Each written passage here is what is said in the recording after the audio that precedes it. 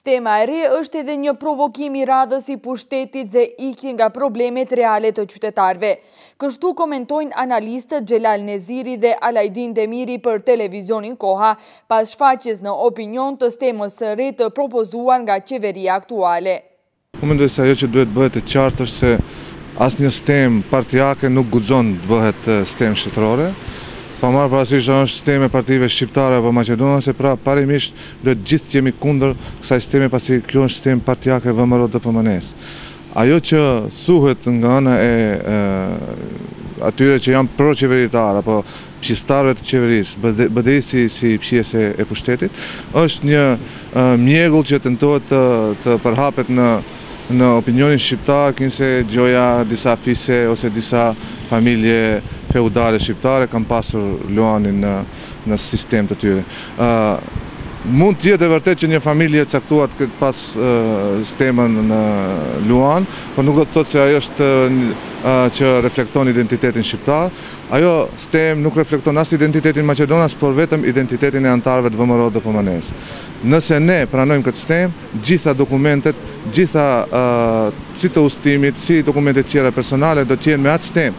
Ne faktikisht do të ngjasojmë në një shtet komunist ku gjithë janë pjesëtar ose anëtar të një partie politike.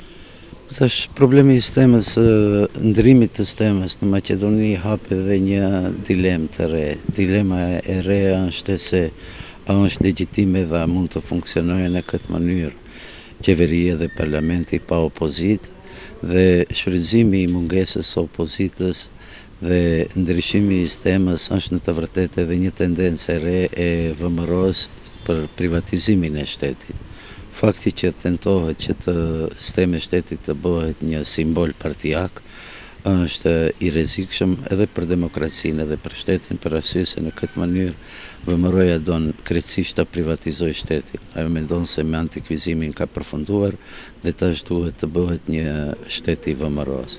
Mirë, po nga ana tjetër kjo hap edhe jo legjitimitetin e këtij akti të veprimit dhe defokusimin e vëmendjes së opinionit rreth një problemi I cili është problemi I madh, për arsye se për stemën nuk mund të vendos vetëm VMRO-ja, kështu ajo duhet të jetë në një debat publik dhe duhet që qytetarët të deklarohen për këtë.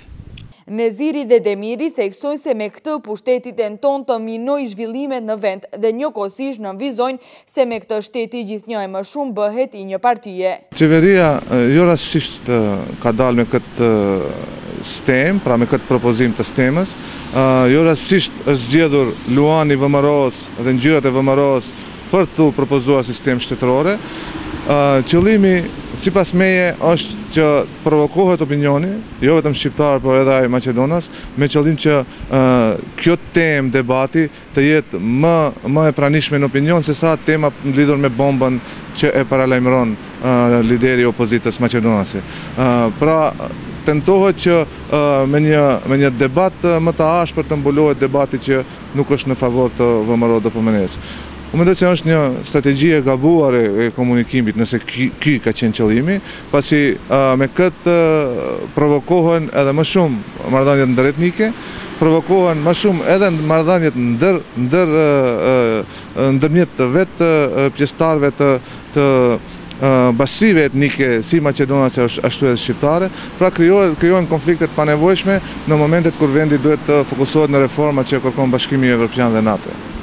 E tash VMRO-ja mund me BDI-n së bashku mund të udhëheqin shtetin vetëm në situata të krizës.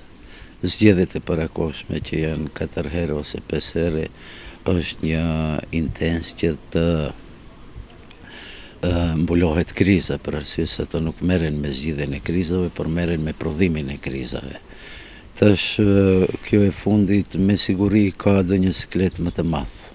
Ndoshta është në pyetje dhe bomba e Zaevit, ndoshta është në pyetje dhe një siklet tjetër me të cilin duhet populli të merret tash me stemën dhe jo të merren me problemet serioze që janë, por edhe ato që do të pasojnë. Analistët janë shprehur se në të ardhmen pritet të ketë edhe kriza më të mëdha, pasi që deri më tash ky pushtet është duke u thequr nga krizat dhe jo nga zgjidhja e problemeve.